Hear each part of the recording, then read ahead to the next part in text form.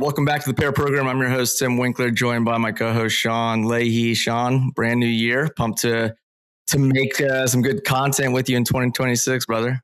Oh, likewise, Tim. And we're starting off with a bang for the first one that we're actually recording in 2026. We might have a couple more episodes from 25 coming out first, but this is the first one of the new year. We've got some great guests, and our timing couldn't be better either. That's right. Yeah, I wanted to just start it off as we were texting earlier about your survival kit for this monster storm heading our way. What for our listeners who aren't deep into the doom prep lifestyle, what's on your list of essentials? Well, I never said I was a doom prepper, but you put two and two together there pretty well, Tim. Look, you need that high protein diet with a little bit of fat to back it up. So I just went to Walmart and bought every ribeye that they had. Right, I'm not taking any chances. Don't worry about generators. Don't worry about any backup, things like that. You just need a good bundle of wood. You get your wood burning stove. You're going to be fine. Yeah. Doesn't matter if I dig out in 2036 or 1836. Sean's going to be ready. Well, I'm going to hit you. Because Sean already has his zombie-proof camo on. So, yeah. I'm going to hit you for that spare generator. Family will appreciate it over here. Of course. So Les and I are in Bozeman, Montana, and unfortunately for us, we've been praying for the kind of monster snowstorm that everybody else is going to get. We're getting a grand total of maybe 1 centimeter of snow this week. And until this week, it's been like spring conditions here. So my prep for this storm is board shorts, sunscreen, right? A Mai Tai, little boogie boarding out there. Right. Well, good stuff. Well, again, thank you guys for joining. A little preview of the episode for our listeners. This is a special one, in my opinion. This is where kind of built for the operator actually, means something. Not talking about PowerPoint, warfare or perfect connectivity assumptions. This is going to be tech that works when things get a little messy. So decision making when the network's down, the map is wrong, and the stakes are real for the warfighter. And so at the center of this all is a company called Reveal Technology, a company that's quietly becoming one of the most combat validated startups in defense tech, building software that gives operators real-time 3D understanding of both physical and human terrain, all while running on devices that they already carry. So we'll be covering 3 main themes, talking a little bit about that Reveal story, going from the battlefield frustrations to kind of full-scale deployment, how they kind of cracked a defense acquisition faster than a lot of other startups might, and what this future of tactical edge and dual-use innovation looks like from not just a founder's perspective, but also an investor's perspective. So to help us unpack it all, we're joined by Garrett Smith, founder and CEO of Reveal Technology, Marine Corps Force Recon veteran, active reservist, and Les Craig, general partner at Next Frontier Capital, former CIA officer, and lead investor behind Reveal's Series A. Guys, thanks for joining us on the Pair Program. Thanks, Tim. Pumped. Les has been serving on our board ever since Next Frontier invested in Reveal going on 2 years ago. And I think we each have been courting each other for a couple of years before that and finally made things work out. But we're grateful to be in this conversation. We love evangelizing our mission and the technology that we think is serving the modern warrior in an atypically, asynchronously, or atypically powerful way. And we're just pumped to be on the journey with guys like Les. So Les, thanks for joining. And excited to have this conversation. Yeah. And I'll note that Les is actually a returning guest. He's a Pair Program alum. Had the pleasure of trading insights with Mr. Leahy here before. So that's right. Welcome back, bro. Thanks, Tim. I got to say, I think for whatever reason, Sean now holds the title. I've been on by a factor of 5 or 6. I think I've been on more podcasts with Sean than any other human being. So yeah, this is And we all have our albatrosses to bear in life, Les. And for you, it might just be whenever you give an interview, I somehow happen to be in the same room and ruin it. Or you. Good stuff. Well, before we jump in, we kick things off with an icebreaker segment we call Pair Me Up. Let's go around the room, share 2 things that go together. Sean, why don't you kick us off? Yeah, so this one's very pertinent to our guests. There's this little subgenre of TikTok videos where contractor guys will take two drills and connect them to like two cordless power drills, connect them together, and then run them. And they kind of twirl around and fight, and then eventually one breaks and one doesn't. So it's like Milwaukee versus Ryobi or whatever. That pairing, I think, is a very accurate representation of Garrett and Les, where we're just going to have them direct them at each other, hit the go button, and let them talk for the next 45 minutes to an hour and just watch the carnage ensue. I was actually going to say that sounds like something an Army guy would dream up, touching tips with, power tools. I mean, that just sounds less like right up your alley. So anyway, yeah. Yeah, you probably stole somebody else's pairing here. Good stuff. I'll jump in real quick. It's actually a non-pairing. I'm going to go with skiers and snowboarders. So been snowboarding my whole life. Growing up, never thought twice about this like rivalry on the mountain. But as an adult, it's becoming more and more clear that these two groups just don't vibe well together. So yeah, you see like skiers will complain about boarders kind of ruining their moguls. You got boarders getting called out being reckless, cutting off skiers. And it's just a continuous friction between these two. So I'm just kind of holding out hope that, one day in the spirit of like a shared stoke that we can just all get along. And I'm going to point out, Alta and Deer Valley, if you can find it in your hearts to drop the skier only policy in 2026, that would be fantastic. So that'll be my my intro and my non-pairing. But let's pass it around. Garrett, quick intro on your pairing. So I didn't know that I liked mezcal until I met Les Craig. So this is like a good pairing. So I thought I was a tequila guy. I thought I was a tequila margarita guy. And tequila being a subset of mezcal, which I think Les introduced me to that concept. He introduced me to a library. Yes, a library of different mezcals that he stocks at his home. And I have now been fully converted. So my pairing is actually mezcal and lime, because a good mezcal rock lime is one of the choicest things I've ever consumed. And Les, thank you for introducing me to that. Garrett. Oh, you came so close to making me so proud. Well, young Padawan, you still have, it's orange. You go orange slice with the mezcal. You'll get it though eventually. I'm working on it. I'm not as sophisticated as you. I'm still learning. Thank you. It's good though. It's a good baby steps. That's good. You're doing all right. Les, real quick question. How many mezcals do you want to get in a founder before you pass the term sheet over? Is there an ideal number? I don't even bust out the mezcal collection until the term sheet's signed. So 0. Okay. Yeah. It's an honor and a privilege. No, it's funny. I've been whittling my mezcal collection down, but I only get it when I travel. So I just got some new bottles, Gary. I'll come over and check them out. Nice. John, if you guys are in town too, you're welcome. Yeah, I'm a big fan of mezcal. A little mezcal marg, little smoky marg. Yeah. So good. I just drink. I get like really small batch stuff. And it's stuff you can only really buy, from people that curate the stuff in Mexico. So it's good times. All right, we'll hit you up for a supply. So so my pairing, I'm gonna actually go with teenagers and their annoying parents, and the only thing that connects them at this point in life is skiing. So I could borrow a little bit from you, but I can't do anything with my kids anymore. They won't let me do anything. I'm just the annoying parent that, Dad, you were so embarrassing when you kicked all my friends out at 3:30 a.m. last weekend. Oh, I'm sorry. Yeah. So, but this weekend we're going skiing. We're going to Targhee, and the kids will be my friends for a few hours. So that's awesome. Are you going to get along with the snowboarders out there? Nope. There's not a lot of snowboarders at Targhee. That's what I love. That's what I love about it. And he loves it. Yeah.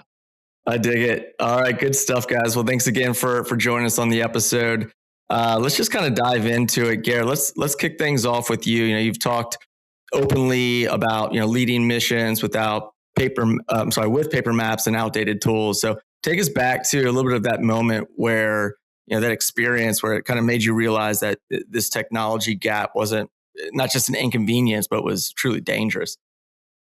Yeah, I mean, on so many occasions, I would be confronted with tactical problems. This is when I was downrange, right? This is now 15 years ago, I suppose. But the conservative nature of our war fighting establishment is that not much changes in 15 years. So like there have been some advances there, and I'm not trying to poo-poo the advances made over the last 15 years in the defense arena and equipping our war fighters, but not a ton, right? Not a ton has actually improved or changed.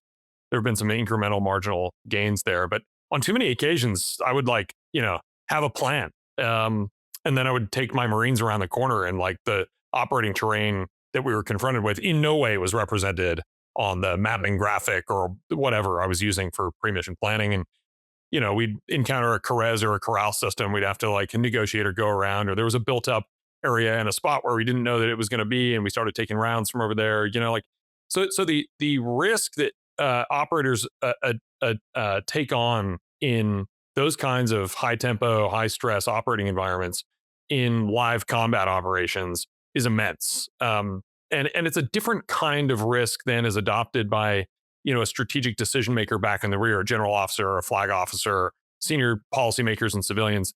They're taking different kinds of risks, political risks, resource risks, decision-making risks, staff risks, and all that stuff. But the true life and death risk lives with that frontline operator, that warrior class that fires rounds in anger and gets shot at and saves their buddies and calls in close air support and coordinates CASEVAC. And so having lived in that environment for a long time, and I'm 22 years and running in tactical operations in the U.S. Marines as a formerly active duty and now reserve officer. And once upon a time, I was an enlisted rifleman too, right? So I've lived the spectrum of experiences. I've been downrange, multiple different combat theaters, all that stuff. And I got so like indoctrinated with that lifestyle and with those experiences that when I left the Marine Corps, when I left the active duty and found myself in Silicon Valley, at first I didn't realize, I just kind of knew I'd had a lousy experience and a not optimal experience, and I'd wished that I'd had something better. But when I landed in Silicon Valley and I started encountering venture-backed tech startups that were literally changing the way that human beings interact with each other, interact with data, navigate the world, make decisions, buy things, all that stuff. I was confronted by the state of the art of commercial and consumer grade technology. I realized, oh my God, like the retrograde military needs to leverage Silicon Valley's strengths and the commercial and private industrial base to drastically up level and evolve themselves into the 21st century, because we're not going to survive in a peer on peer conflict scenario. One last snippet here. I realize I'm on a bit of a ramble, but mid 20-teens, so 10 years ago or so, there were a number of studies that evaluated the U.S. military across strategic, operational, and tactical operating capacity and capability vis-a-vis strategic competitors. And we found that we had achieved and deployed overmatch or, exquisite, excellent capability, overmatch capability within strategic and operational realms. So this is like, intercontinental ballistic missiles, nuke silos, surveillance assets, ships, submarines, like all these big exquisite things and other things. But that we were actually faced in a new way in this generation with a fair fight scenario with a Russia or China.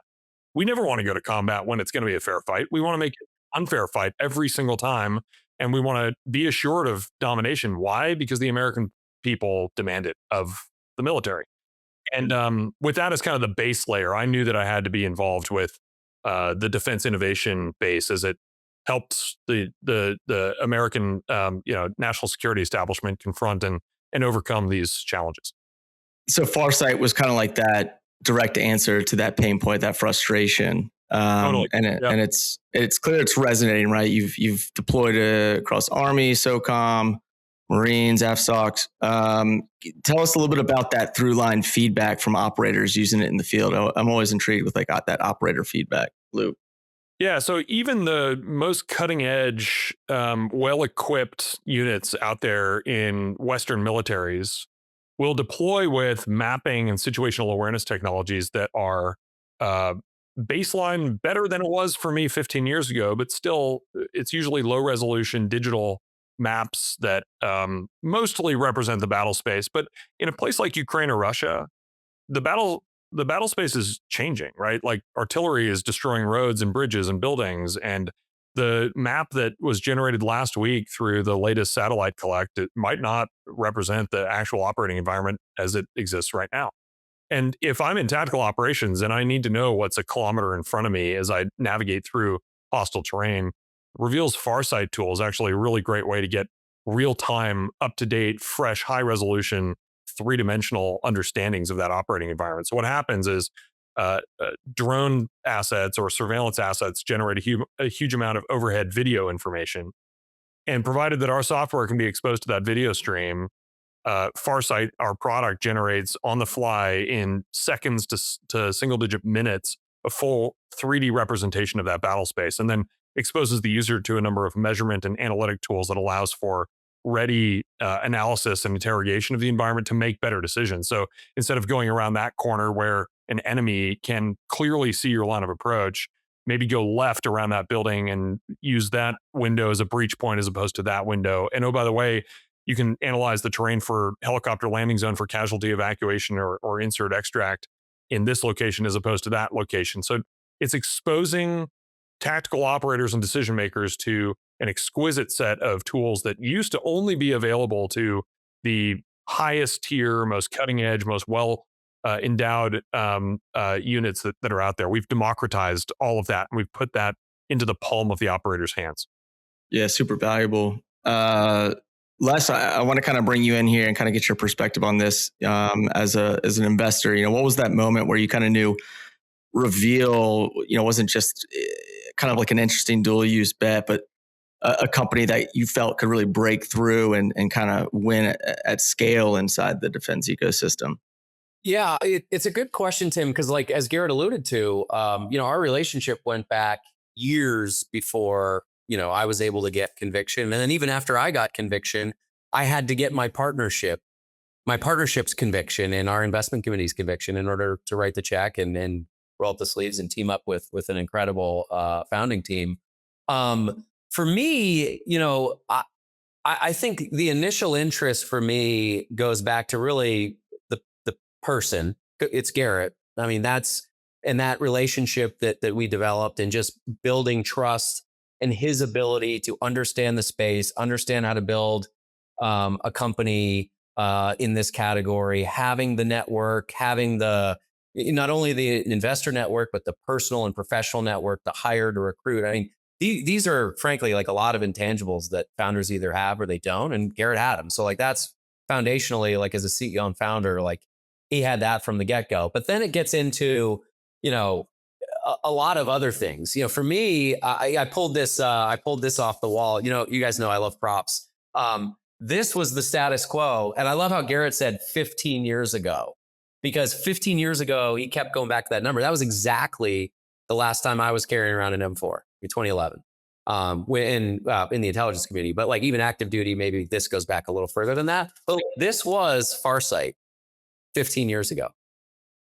It's crazy. And so when I see a capability that I can immediately identify and say, yes, this is not just bringing our warfighter at the tactical edge to the present.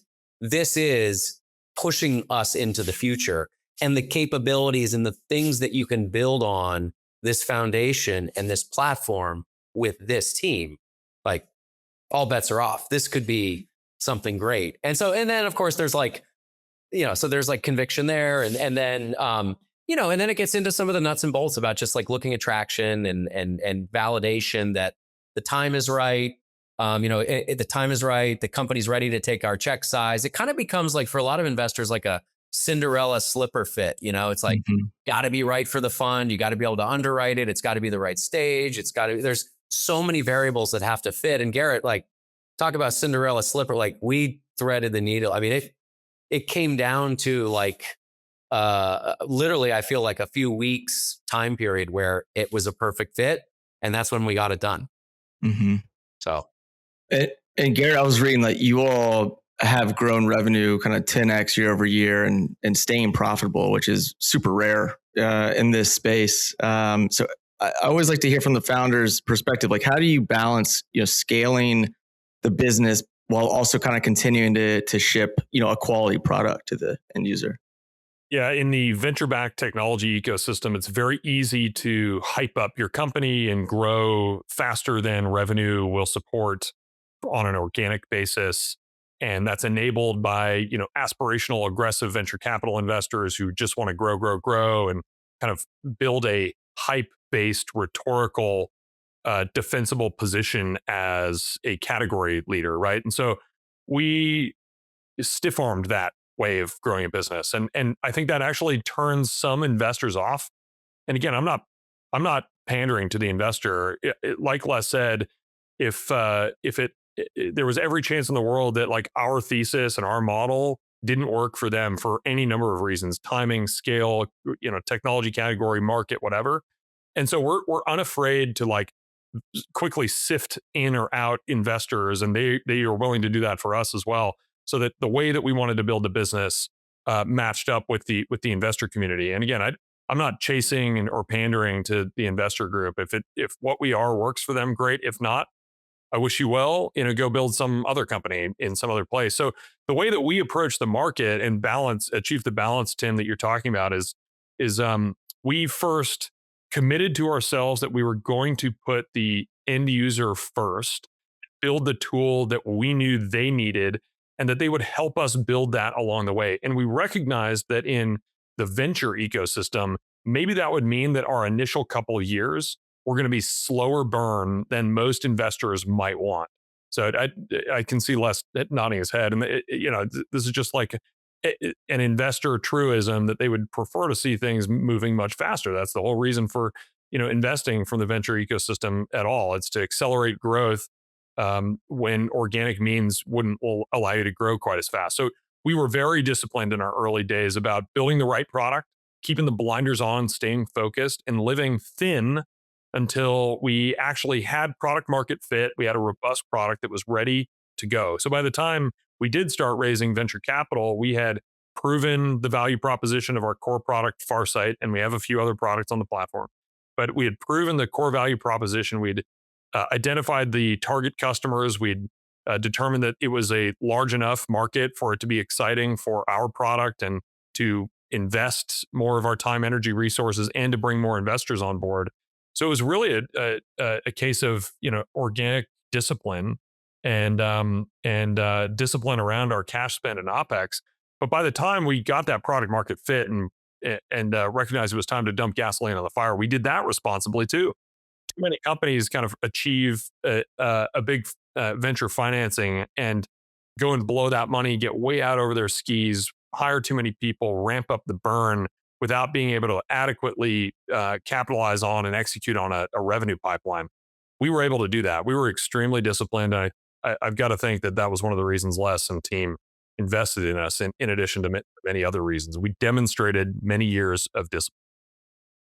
Garrett's spot on. I mean, he speaks the truth. But like people might be wondering, like, why in the world would an investor want it any other way, right? Like, why would they want you to just blow their money? Why would they want you to, fund growth at all costs? And the dirty little footnote is because that's how most firms are incentivized. That's how their incentives are aligned. And what I mean by venture firms. What I mean by that is, if you can write a check and you can get a quick markup, whether it's hype based or whatever, then suddenly that position is worth more. You can go back to your LP base and say, look what I turned that into. Oh my gosh, this is such a great win. Yeah, sure, it's on paper. Sure, it's hyped. It's overvalued, whatever. But you can still communicate that. And then it also creates a rhythm where firms can deploy money faster. And guess what? When you deploy money faster, what do you need to go back out and do? You need to go raise another fund. Raising another fund means you have more assets under management, means you have more fees. That's the way for most firms. I'm not saying all firms, but a lot of firms, that's the way their incentives are aligned. So I always encourage founders, like, know what you want to do, know what you want to be. Garrett has a lot of clarity in that. And what we found in Garrett was a founder aligned with the way that we do business, which is capital efficient growth and growing companies responsibly, but still growing, like still creating, exciting growth opportunities. And so, we are super aggressive, but we are aggressive from a discipline perspective. Another item here, Les, is that venture capital ecosystem and venture firms generally operate on the power law. And the real numbers behind the power law is that 60% of a firm's returns are going to come from 6% of their investments. In other words, they don't really care necessarily if every firm or every company they invest in wins. What they care about is having just enough big wins. And it's a very small minority usually of a fund, with monster outsized returns. So they don't care if they, pump up the valuation of companies. One of them is going to win, or, one of 10 is going to win. One of 20 is going to win. And when they win, it will make up for all the lost money and all the other investments. Maybe to help us segue into a separate topic, though, like I would say that the venture ecosystem is learning that defense is not actually always about having the best product. I would say humbly that we actually do have a category defining product and all that. But the real secret behind going to market in defense is that you need to solve all of the customers' contracting, compliance, and acquisitions problems along the way. They might want your stuff day one, but they still need to forecast budget, request it from Congress, be authorized to do it legally on a contract that makes sense. You need to have facility clearances and all the compliance checks that go along with getting new technology onto military systems. It needs to be integrated across their ecosystem. So there's this idea that, like, yes, you can build the best mousetrap, but you also need to figure out how to help your customer buy that mousetrap. And so solving that go-to-market motion in partnership with the defense customer is actually the main piece of the secret sauce behind a successful defense platform.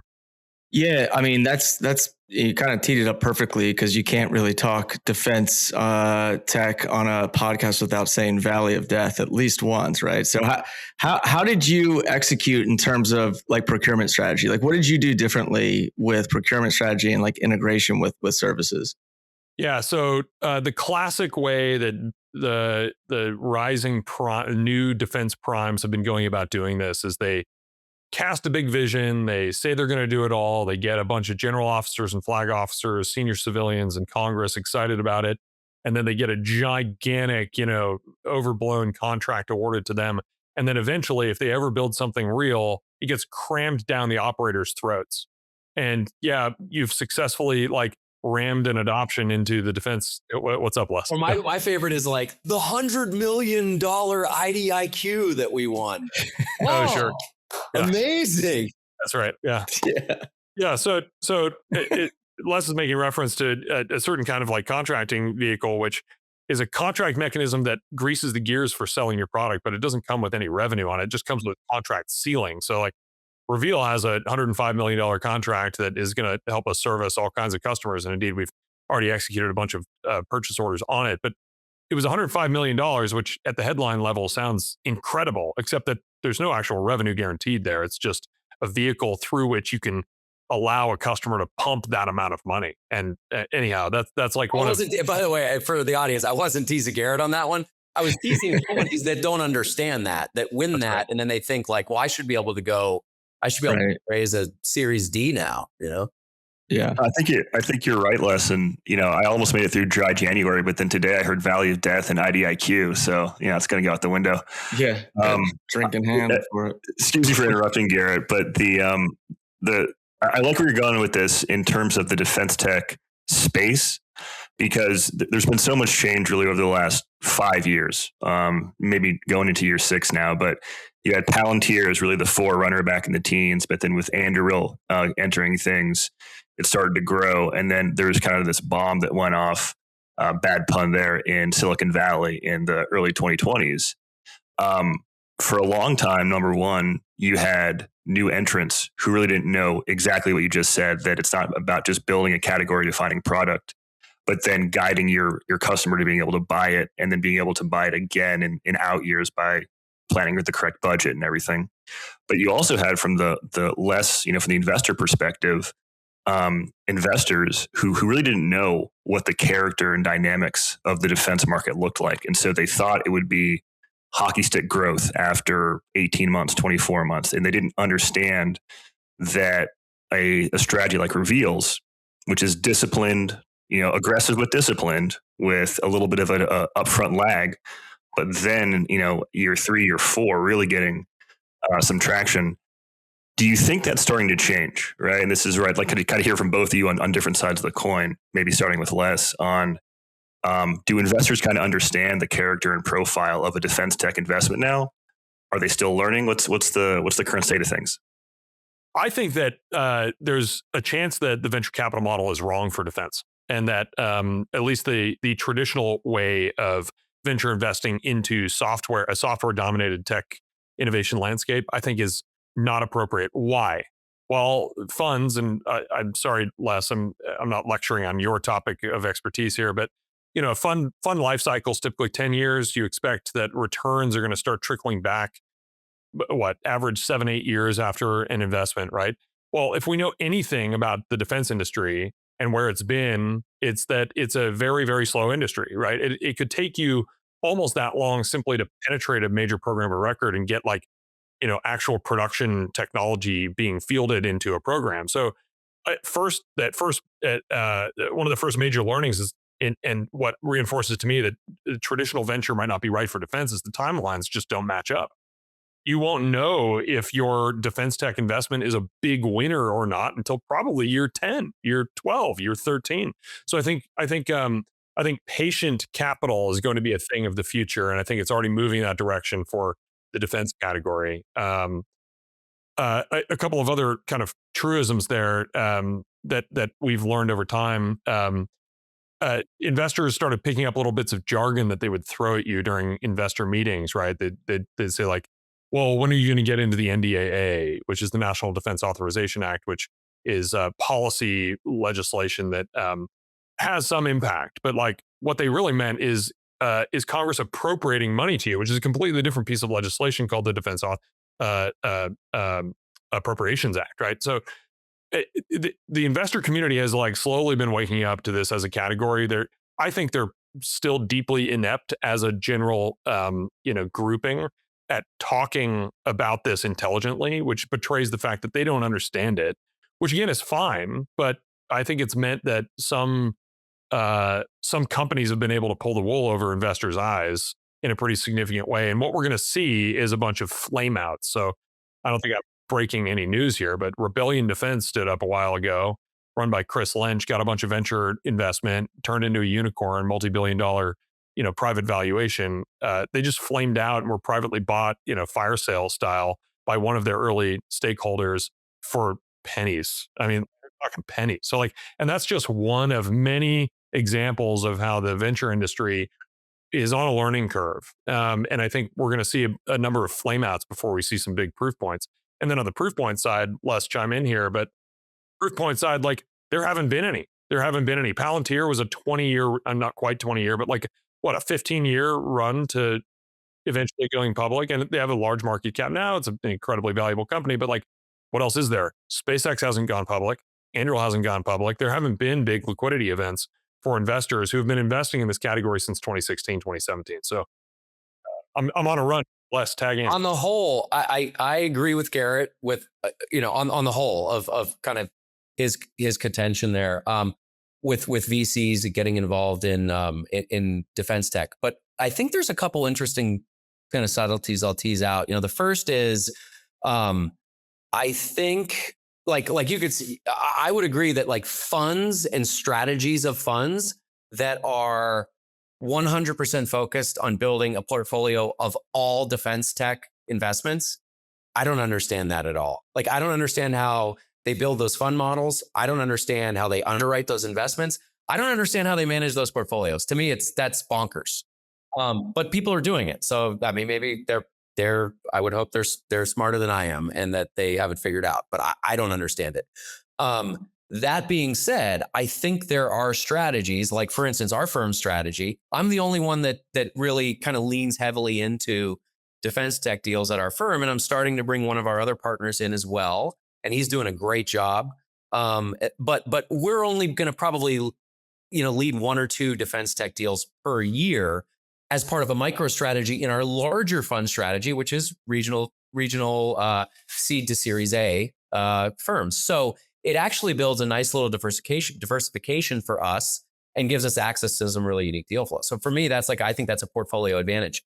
I think in order to do it well, though, yes, you have to understand the industry, of course, But most importantly, if you have to understand your own underwriting model. And the way that I underwrite defense tech deals, understanding the category, understanding how to underwrite them, when I'm getting in, when I'm getting out, they make sense. They make a lot of sense for our portfolio, and they're very exciting venture class returns. And the last thing you have to know is how to underwrite these, or how to manage these investments. It's all about portfolio management. If I would have led Andurill's Series A in 2018, I probably would have been sitting pretty good in 2025 when they raised a $2.5 billion Series G, and I could have sold that whole position out in secondary at a $30 billion, 30.5 or whatever it was, $1 billion valuation. That would probably be a good outcome. And I think secondary is a mechanism, hopefully, that earlier stage defense tech funds can get liquid and realize value back to their LPs. So that's kind of how I think about it. In the essence of time, just because I know we're in a little bit of a crunch here, Garrett, I wanted to make sure that we spent just a quick snippet talking about this kind of like ecosystem, for autonomy at the edge that you're driving, and with one of those ways is shaping kind of like the culture with Battle Lab. So it's the series that you launched on Vet TV. I had a chance to kind of check out the trailer this afternoon. Very, very cool. But can you just explain it to our listeners, what it is and what you're hoping to achieve with it? Sure. Battle Lab is what we think of as a very compelling activity that allows us to do a few things at once. One is replicate something like real world operating scenarios so that we can test and experiment with new technologies and our products in something like real world scenarios. And that it's invaluable to get your technology, your products exposed to real world conditions so that it actually works when it gets to the field. In too many cases, we've seen all the hype that goes into a Western technology company selling or deploying a critical technology to the front lines in Ukraine, and it completely fails in that context because of the electronic warfare environment or any number of other stressors or conditions of the modern battlefield. So it allows us to address that, get it something like a real world training or test and experimentation venue. And the second is that we can help our active duty thought partners and counterparts develop new tactics and techniques to marry up with the new technologies that are being fielded. So it's kind of like a live thought leadership, tactics, techniques, training, or experimentation ground that we can invite our customer stakeholders into. So what is Battle Lab? I kind of like, leaned in a little bit hard there without actually talking about what it is. What we do is 4 to 6 times a year, we convene at a location, and it rotates depending on what conditions or operating environment we want to test in.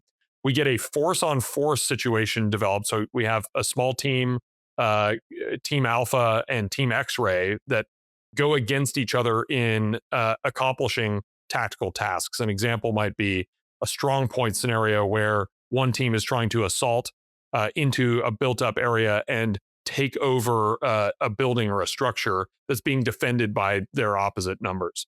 And what we do is we outfit one of those teams with one set of technologies and capabilities and equipment, and the other team with a different set or no capabilities beyond kind of a baseline set of guns and radios and helmets and PPE. And what that does is allows us to run iterative training lanes or experimentation lanes where we see the effects or the challenges of integrating new technology into that type of an environment. So we get reps running through tactical scenarios. And the kind of the cool thing, the flashy thing about it is that we capture all of this on video. Every operator's, carrying a helmet cam or a chest cam. There's a film crew following each one of these, elements as they move through a tactical scenario. And we're capturing all of it, and we've gamified it. So there's a scoring mechanism. And then we run through a lane, recock, run through it again, recock. We score it. We flip offense, defense. We switch up the equipment loadout for each of these teams. And then in the end, what we have is like something kind of like a reality TV show, except that it's real, right? This is real consequential new technology being fielded into the hands of real operators. And we have the benefit of having some great partners who are all former tier 1 soft types. And so these are literally the best of the best of the best testing and experimenting new technology. We capture it all on video. We make it available to the general public, and then we extract learnings from it and cycle that into product development. And it's an invaluable platform. We've now fully filmed 2 seasons, each one having multiple scenarios, and it's being released with our partners at Veteran Entertainment Television, or VET TV, and our buddy John Acevedo, former Marine and a really good friend of the company. Very cool. Yeah, I want to make sure we plug that in the episode, because it's a very, very interesting kind of like transparent look into field testing. And Les, I'd imagine that's got to help with like investor confidence when you get a chance to kind of see some of this and how it really works in action.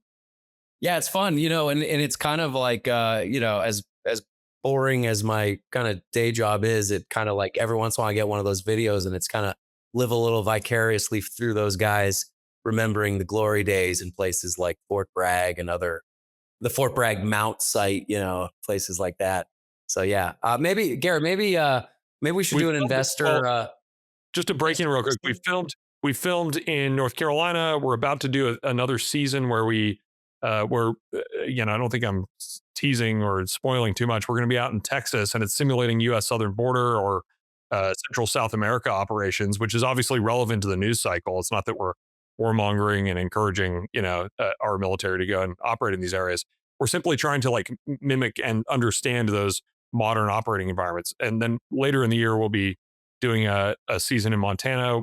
We'll be doing one in Hawaii to kind of mimic that Indo-PACOM, littoral, maritime, jungle kind of effect as well. So it's a pretty cool project, and encourage your listeners to check it out. I got a great idea, Garrett. Why don't we get the board to go to one of these events, and we, like your board members, we can be role players.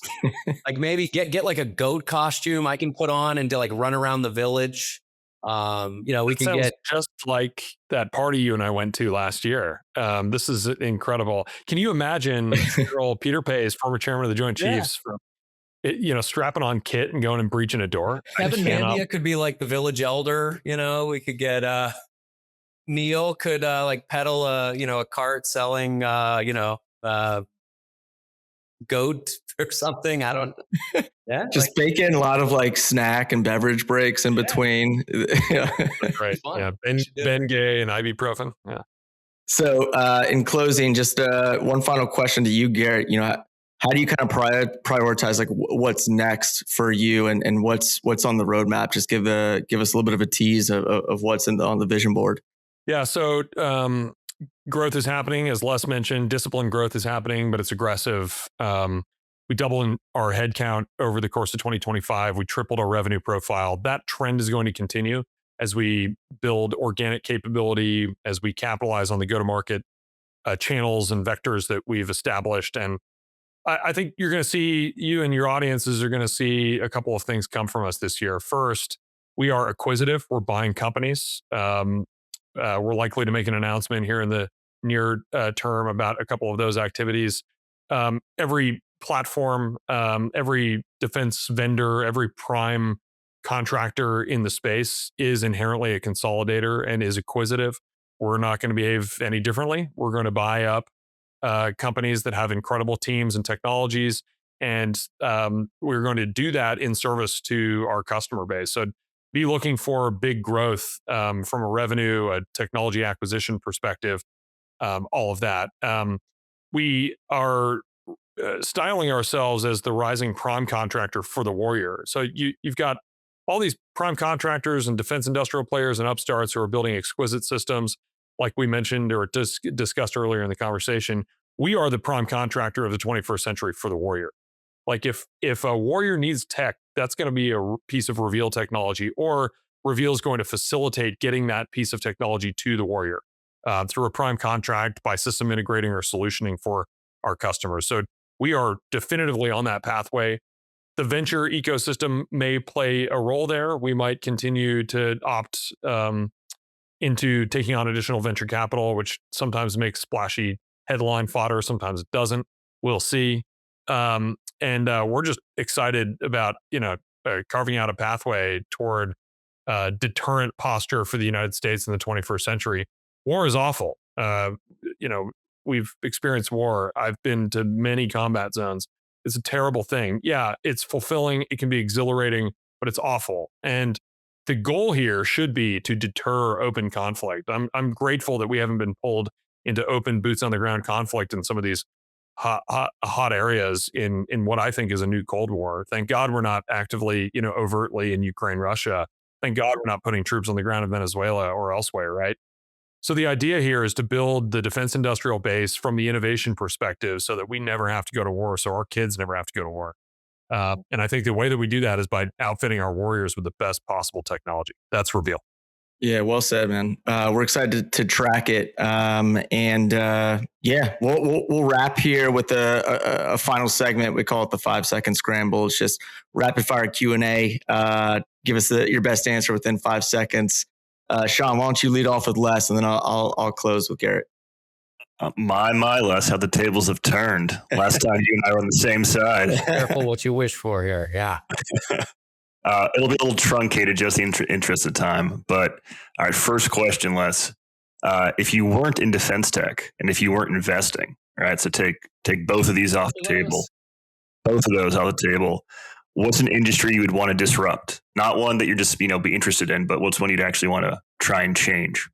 Yeah, I think I'm really intrigued right now with like commercial applications of drones. So like, I'd probably lean heavily into drones, whether that's delivery or something else. But yeah, something drone related. Yeah, like a drone style cowboy stuff out there in Montana for herding. Yeah, drone herding. Yeah, right on. What's a skill that you've learned in your career that at first you thought it'd be completely useless, but it's actually turned out to be kind of handy?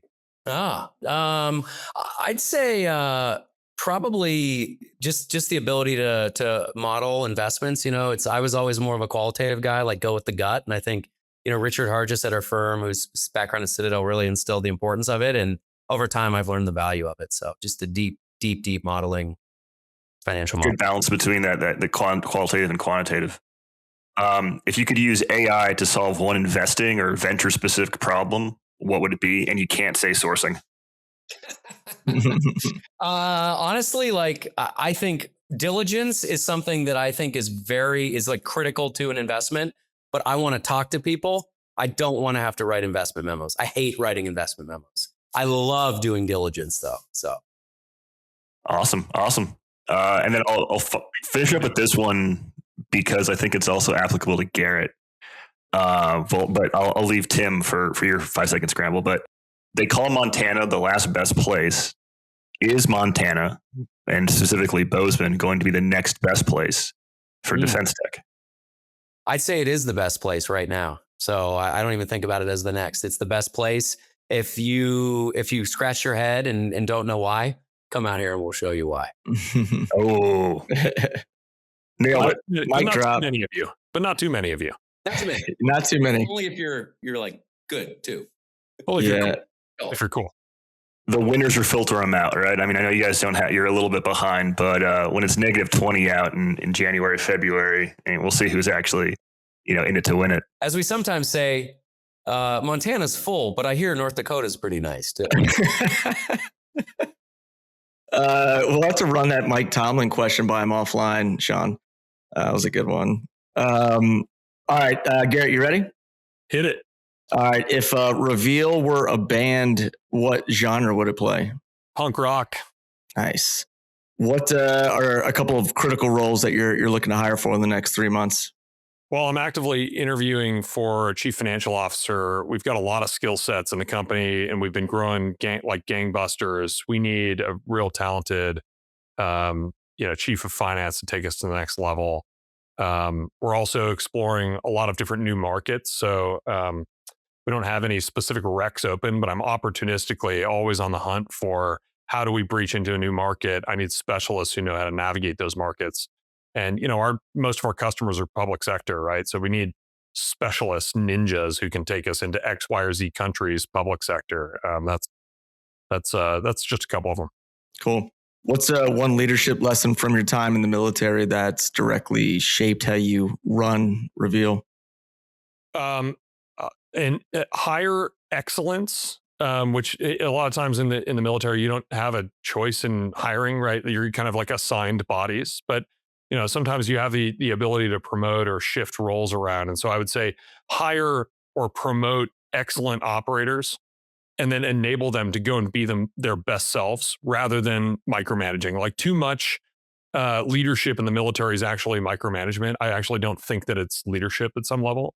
And I think letting go of the impulse to like get too deep into the weeds and details, especially on topics where you, the decision maker, are not an expert, is actually deleterious to the mission. And instead, you should hyper enable excellence and hire people who are better than you, and then defer to them and enable them. That's the key. Awesome. You're based in Bozeman. What's an outdoor activity that you lean into to decompress? Yeah, so we talked about a little bit about some of this before the show went live, but I recently got into, well, I'll say what I was into before and then talk about the migration. I'm an ultra distance trail runner. I'm not a good one, but I'm an ultra distance trail runner. I love to suffer. I love to be in the mountains. I love to suffer in the mountains. So, those things kind of married up in Montana with the landscape and geography here. It's a trail runner's paradise up here. It's amazing. And then I recently, in the past few years, took up a sport or a discipline called speed riding and speed flying. So it's a small paragliding wing that you either foot launch or ski launch. And I think in my background, I might have, I don't know if this is a video recording, but I've got a picture of me in the French Alps speed flying in my background. It's an incredible sport. It's obviously high risk. It's a wing sport. And it takes a lot of good training. So if you're listening and you're thinking, oh, that sounds awesome, and I'm going to go buy a mini wing and go fly, don't do that. Get a professional to tell you exactly how to do it and train you. But it's an incredible way to be in the outdoors in a place like Montana. Awesome. Most importantly, we have that key man insurance policy up. Okay, just making sure. Yeah. Board fiduciary. Right, that's a fiduciary's question right there. Thanks, Les. Yes, we do. It's a robust package. Yes. All right. Last question. What's a charity or corporate philanthropy that's near and dear to you? I've got two. So for those who don't know, the unseen catastrophe of of suicidality amongst military veterans is incredibly overwhelming if you get into the data. We're talking something on the order of 17 military veteran suicides a day over the last 20 years, specifically global war on terror period, right? So this is 2001 to present. And that totals to many hundreds of thousands of veteran suicides. So I currently serve on the board of an organization called the Impossible Foundation, which is an endowment-like entity that raises money and then directs that capital and resource to nonprofits and programs that are making outsized impacts in reducing that incredibly sad, tragic statistic. And I've had family members and friends involved with that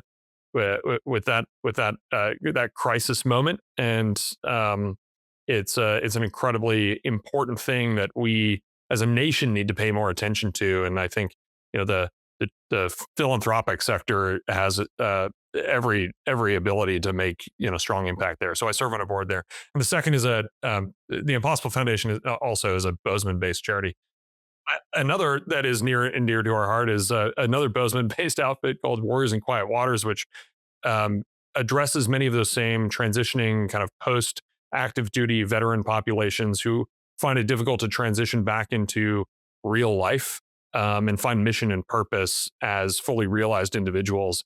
And they have some incredible programs that get people out into the outdoors with mentorship and cohorts that enable them to be their best selves. So the Built for More program, which is one of their many program offerings, is an incredible thing. I've had friends and family members go through it. It's a great thing. CEO Brian Gilman also is a former Marine Corps boss of mine, and he's here local in Bozeman and runs the National Warriors in Quiet Waters organization. And then my friend Andy Worth is the CEO and president of the Impossible Foundation, also an incredible patriot. Those are two. Sorry, that was long-winded, but those are. Oh man, no. We'll make sure we plug those as well. Appreciate you calling them out. And that's a wrap, guys. Garrett, Les, thank you both for joining the conversation and joining us on the podcast. Thanks, guys. Thanks,